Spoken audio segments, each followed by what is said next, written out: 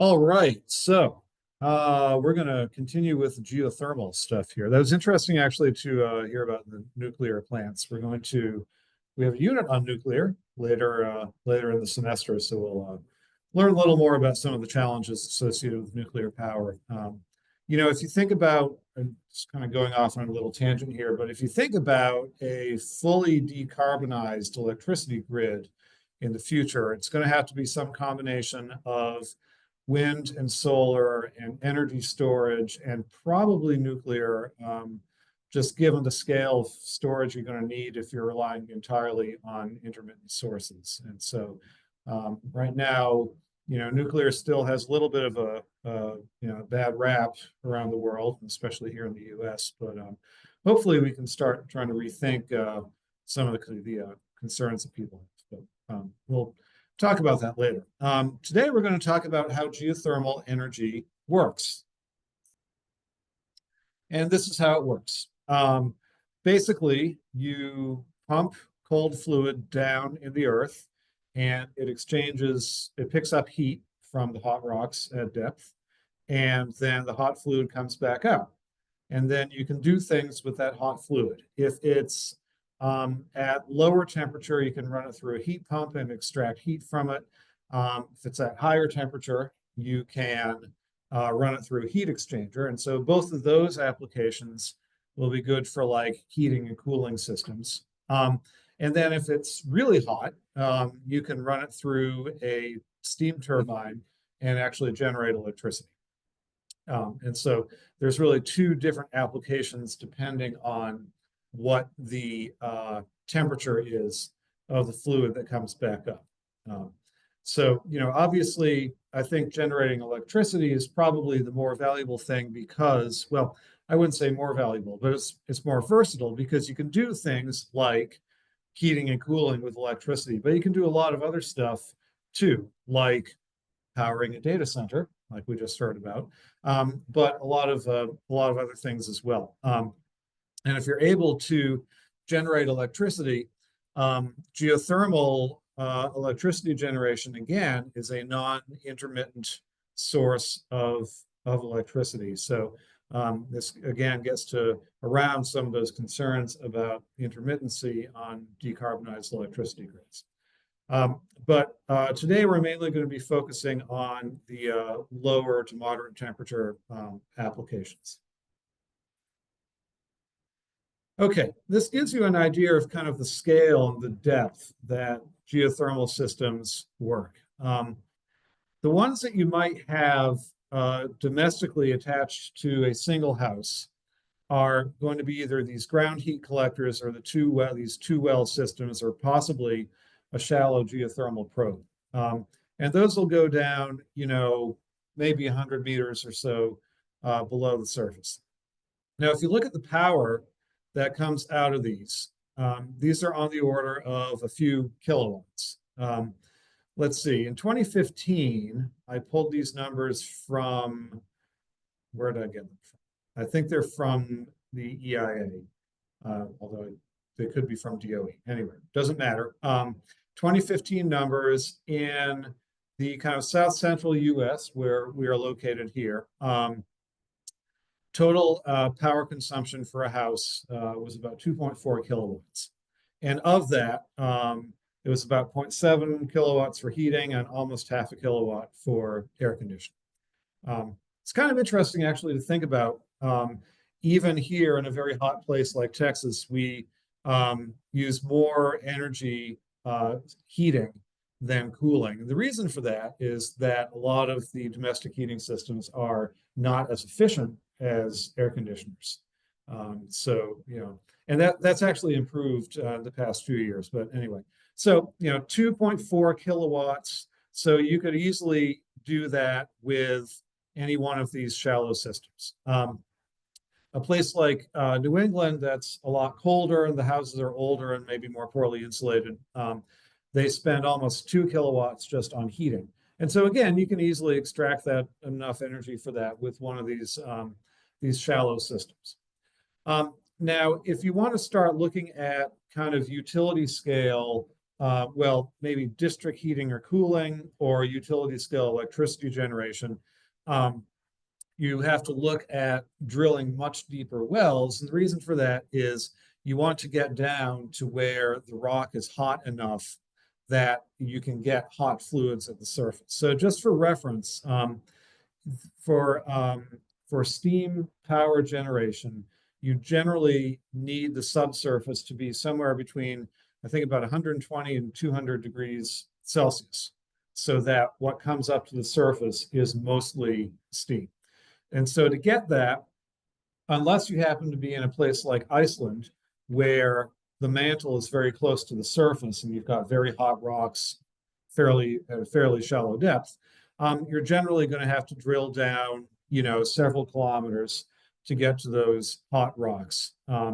And so, you can drill down to, sedimentary rocks where you've got, cross flow of water between two wells. That's what this hydrothermal doublet is, and extract heat from that.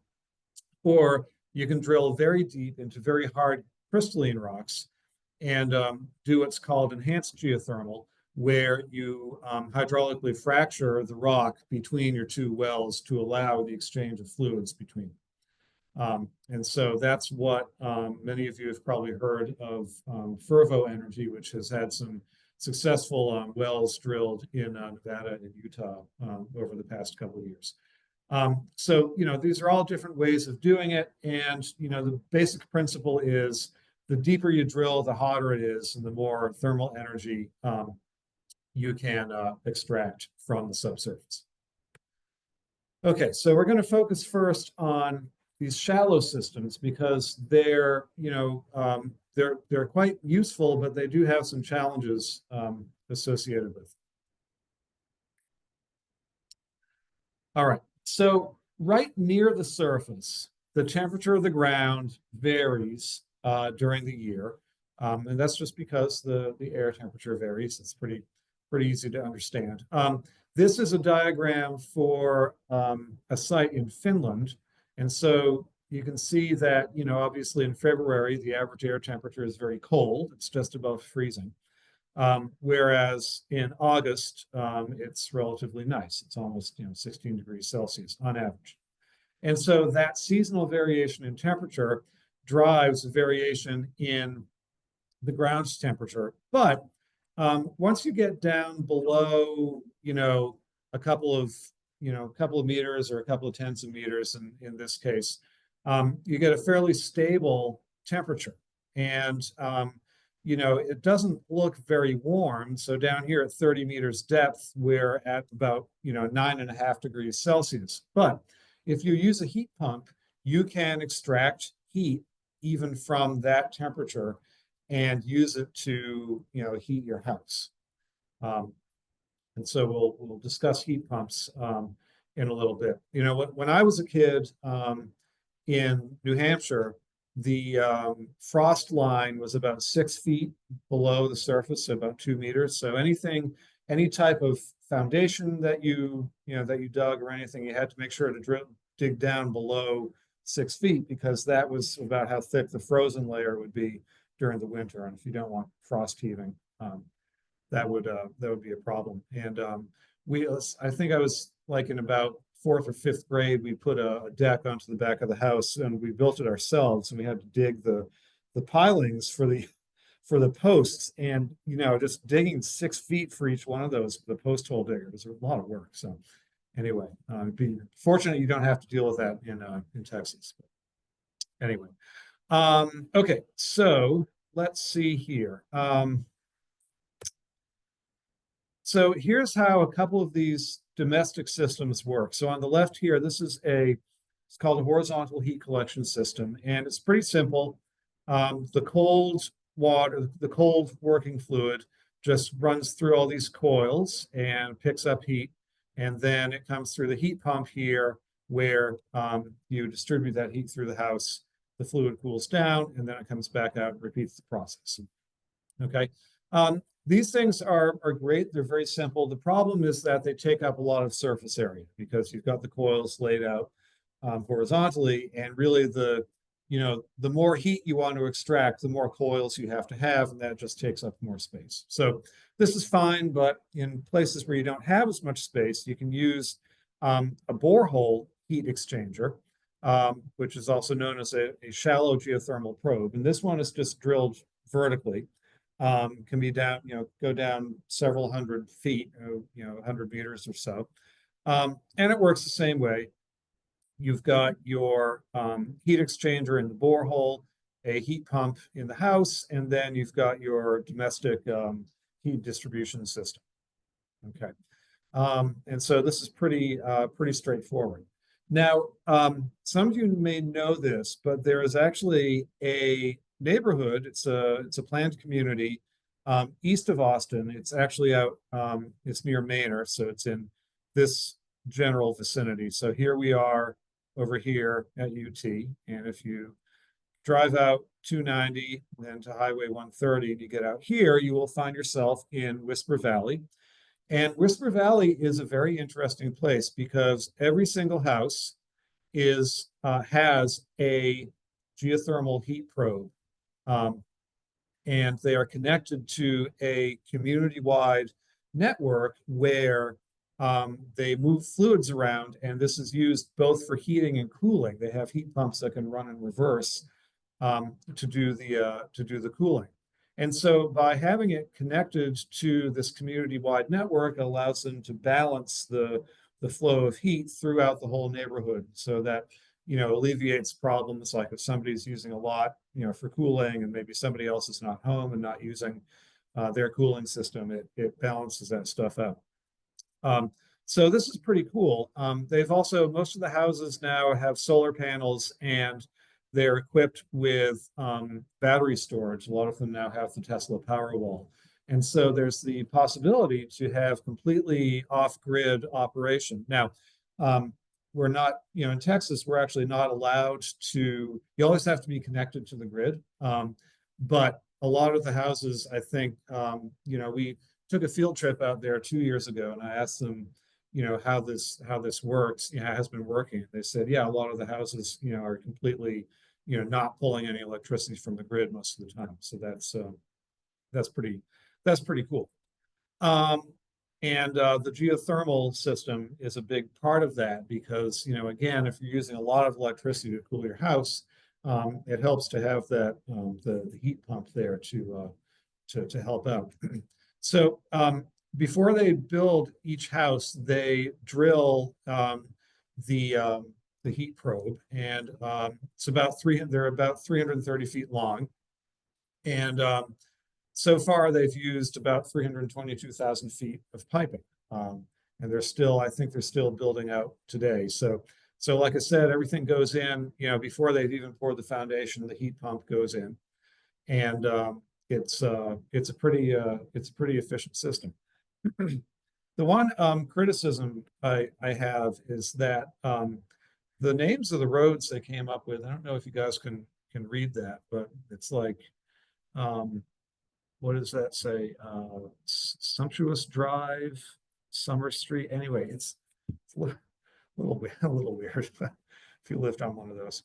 Anyhow, so that's pretty cool. And so the company that runs Whisper Valley, they're called EcoSmart Solution, and they've got a couple of other planned communities around the country. I know that there's one in Florida that they're working on. I don't remember exactly where it is, but they're drilling hydrothermal doublets there. So these are deeper geothermal probes that allow you to have, more of a community-wide geothermal distribution network rather than having one at each house. And actually, now that I think of it, I think that one is some type of an apartment building. So they've got multiple users in the building. They need a lot more heat exchange, and so they're drilling it into an aquifer there. So anyway, that's pretty innovative, and it costs a lot to retrofit a geothermal well at your house if you don't already have one. I looked into it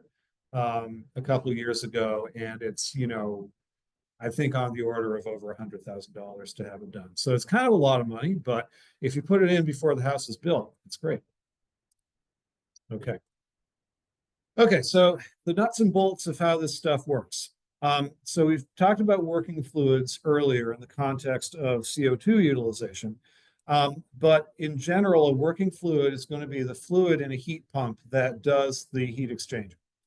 And the way it works with geothermal is that your fluid is transferring heat to or from the subsurface. So if you're using your geothermal for heating, you are extracting heat from the subsurface. If you're using it for cooling, you're actually using the subsurface as a heat sink, and you're dumping the hot fluid down here and letting it cool down. And so depending on which one of those you're doing, you'll choose your working fluid in a different way. So if we think about a very simple working fluid, so this is a working fluid where you don't have a phase change going on. Okay, so in your refrigerator, typically the refrigerants that are used will undergo evaporation and condensation. And that really, allows you to have a big temperature differential between the room and the inside of the refrigerator. We won't worry about that right now. I think we'll get to that later. But for a working fluid where you don't have phase change, there's 4 criteria that you need to meet. So you need it to have a low viscosity, and this means that it's easier to pump, so you're spending less energy pumping it. You also want it to have a lower density because again, that makes it easier to pump. We want it to have a high specific heat capacity because that means you can carry more heat per unit volume of the fluid. And then you want it to have a higher thermal conductivity because that means it can transfer heat more rapidly. So those are the things that you want to look at when you're designing your working fluid. Now, if we look at some example working fluids, we can compare water, various antifreezes, ethylene glycol, propylene glycol, ethanol, and calcium chloride solution, and then a methanol solution. So these are all very typical working fluids that you would see, say in an engine or an air conditioner or something like that. So if we think about what are going to be the best working fluids to use here, we want to look for low viscosity, high heat capacity, low density, and high thermal conductivity.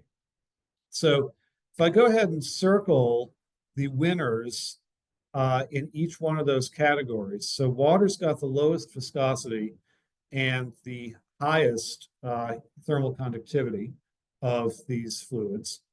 Ethanol has the best heat capacity and lowest density. Methanol also has the lowest density. So, water or ethanol, 25% ethanol solution can work pretty well as working fluids among these choices here.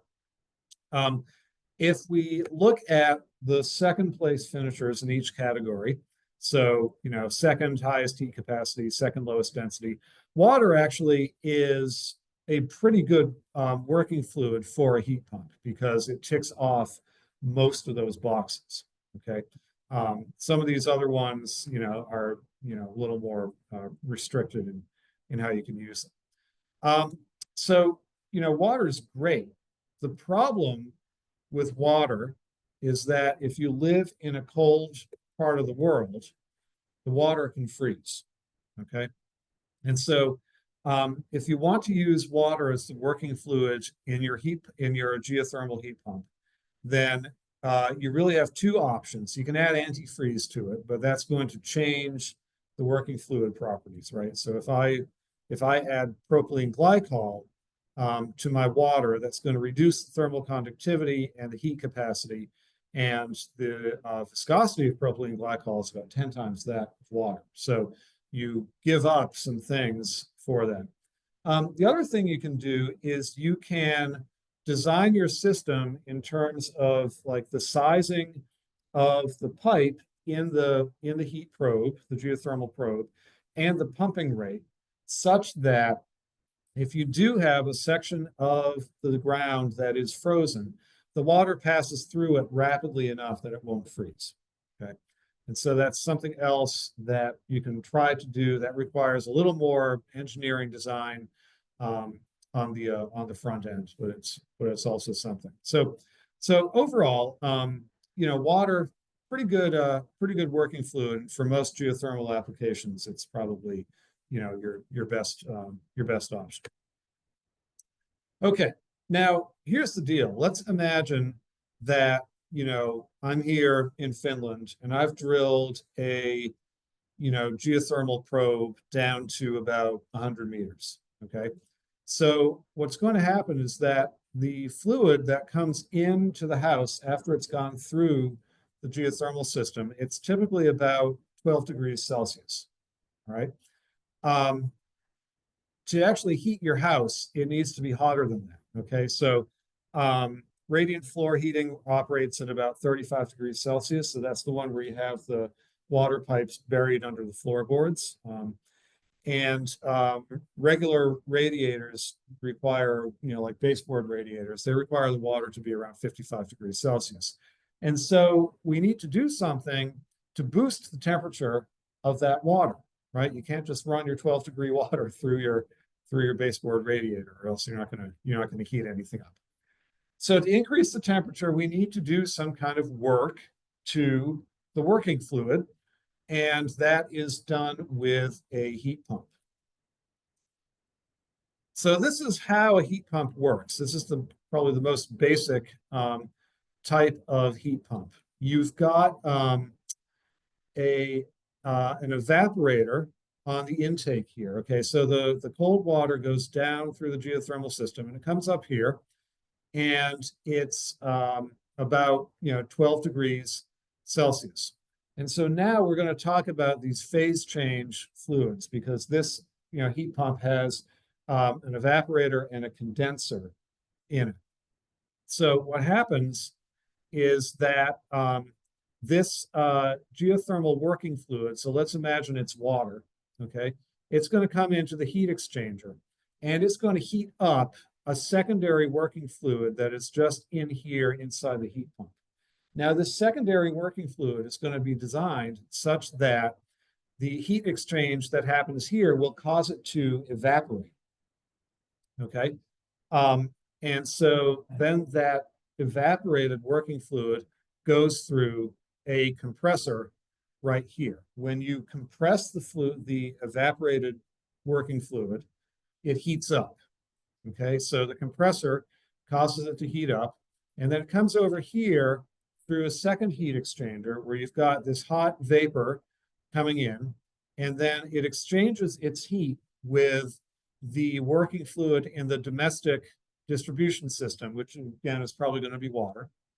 In the process of exchanging the heat, the working fluid condenses because it cools down, and then it runs through this expansion valve, which further cools it because you're expanding the volume. And it comes back in here and starts the process again. So this working fluid here, it has to be able to evaporate at the conditions that you're operating at here over in the first heat exchanger. It has to be compressible, and then it has to be able to condense back down at conditions that are relevant for what your domestic distribution system is. And then that fluid, when it's condensed, it also has to be still compressible. And so that's typically what a refrigerant fluid does. Question here. Yeah, so that's a good question, because you've got a compressor here, and then you also have to have circulation pumps. They are typically electric, and so it's wherever you're getting your electricity from. So in the case of Whisper Valley, they're going to be powered probably by solar.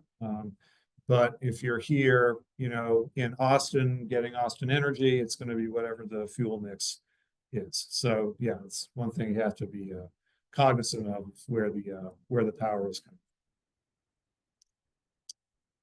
Okay, so that's the basics. And this geothermal heat pump, it's really the same thing you have in a refrigerator or an air conditioner. It just operates backwards. And in fact, at Whisper Valley, where they use the geothermal for both heating and cooling, for the cooling cycle, you just reverse the direction of this. And so you take heat from inside the house and you dump it down hole rather than the opposite. So it's pretty simple like that. Okay. So the thermodynamics of heat pumps, the way these work, can be described in terms of in terms of where they fall on, in terms of, what am I trying to say? In terms of pressure and temperature, okay? So we have an evaporation step, a compression step, a condensation step, and an expansion step. So those are the four processes we've got. So evaporation is a phase change that takes place at a constant pressure and temperature. Compression is pressure volume work, obviously. Condensation, again, is a phase change at constant P and T. And then expansion is also PV work. So the compression and the expansion are where the work is being done. In the case of the compression, we're doing work on the working fluid. In the case of the expansion, the working fluid is doing that work on its surroundings by pushing them out of the way. Okay, so we typically think about these thermodynamic cycles not on a pressure temperature diagram, but also usually it's on a temperature entropy diagram, or sometimes you'll see temperature enthalpy diagrams, but we'll talk about temperature entropy diagrams. So this is what one of these diagrams looks like for a typical working fluid. So you've got entropy per unit mass on the x-axis. We call that quantity specific entropy. And we've got temperature on the y-axis. And depending on what your temperature and entropy conditions are, you can predict what phase your working fluid is going to be in. So we have the liquid region over here. We have the vapor region over here. And then there's a mixture of liquid and vapor. There's a region within that. At the top of our liquid vapor phase envelope here, we have what's called the critical point. And then above that is supercritical fluid. And the reason why the temperature entropy diagram is useful for understanding these cycles is because you can represent the phase change by drawing a line on this diagram rather than operating at a single point, which is where it would be on a pressure temperature diagram. So that's the basics of how a temperature entropy diagram looks. Now you can superimpose a couple of things on here. So if I draw isobars, and isobars are going to be lines of constant pressure, they're going to look something like this. So in the vapor region, they've got a positive slope like that. They're horizontal in the liquid vapor region. And then they've got kind of this curvature in the liquid region. So if you're at a constant pressure, you can be anywhere along one of these isobar lines. And the phase of your fluid is going to depend on what the temperature and the entropy are. Okay, the other thing I'm going to throw on here is there are lines of constant composition within, we call this the two-phase region, okay? How many of you have taken thermo or are currently taking thermo? Okay, yeah, I think most of y'all. So you've probably, talked about this stuff already. If you haven't taken thermo, stick with me because we're doing the simple version. Can I make a confession to you guys? I've never taken the thermodynamics class. I know, and they let me be a professor. It's crazy. Can you do me a favor and don't tell anyone? Because if they find out, Okay. So this is the two-phase region, and you could think about the two-phase region as like what's in a pot of boiling water. Okay, you've got the boiling water, but you've also got the steam, and there's going to be some fraction of the water that's in the liquid state and some that's in the vapor state within there. And so you can represent those different types of composition with these lines here of constant composition. Okay, so that's all we need to know about the temperature entropy diagram.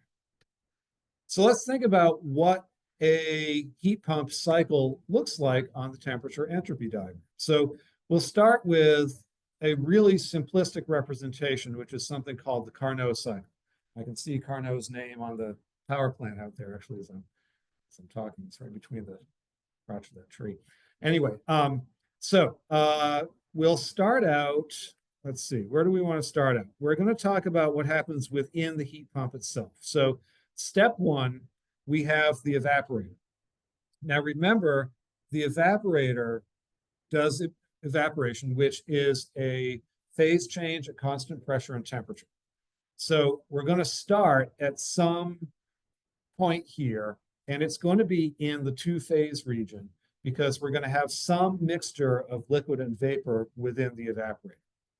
So if I'm at constant pressure and temperature during the evaporation, what direction are we going to travel on the temperature entropy diagram?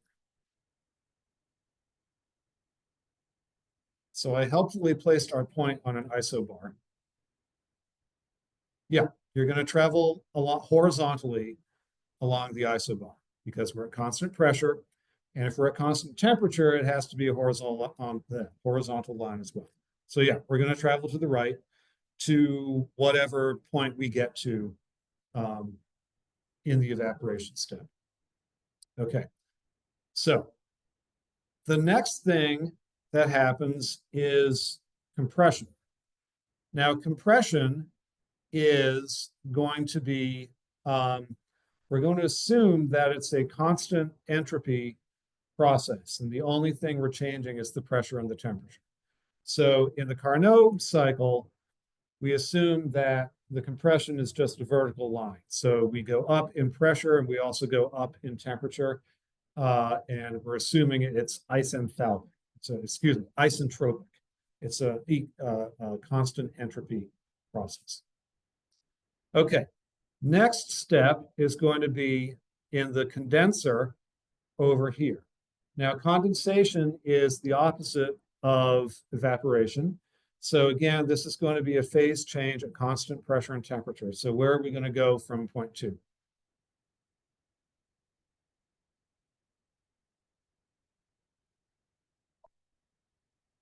Right, I again helpfully placed us on an isobar. So we're going to traverse the isobar at constant temperature. So again, horizontal line. So we'll get back somewhere, maybe we'll go all the way back to the phase envelope there. And then we'll go through the expansion valve.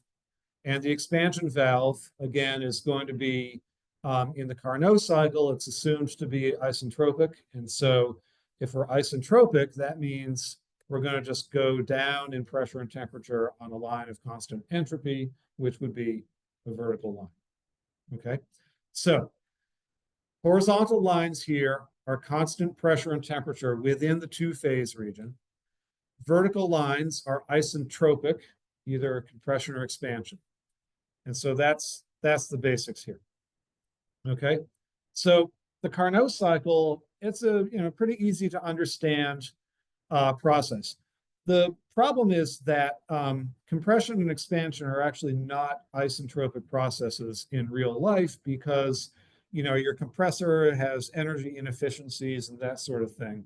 And so the entropy actually changes during those processes. And so what actually happens is what's called a Rankine cycle. And it looks a little bit different. So during the compression stage, we actually increase entropy a little bit. And typically you go all the way into the vapor region. And so what that means when you're in the vapor region, when you undergo condensation, the condensation, you have to traverse down a little bit in terms of temperature, because that's, accounts for the latent heat of condensation to get back into the two-phase region. And then similarly, in the expansion step, we're changing entropy a little bit. So you're typically going to go down along your phase envelope to your starting.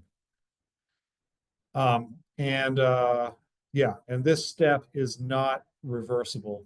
And neither is this step. And that's why they've got a slope in the temperature entropy diagram, because we're changing entropy.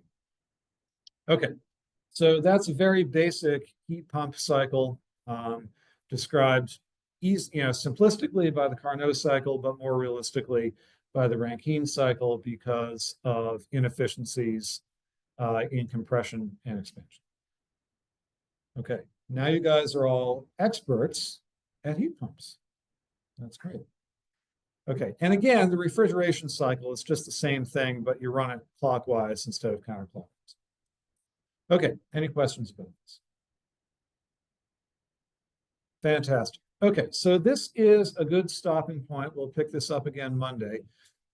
Congratulations, you are now exactly halfway through the semester, at least in terms of this class. Those of you who are in petrophysics, don't get excited because I have to see you again this afternoon. But it's gone by fast. I hope you guys are enjoying it.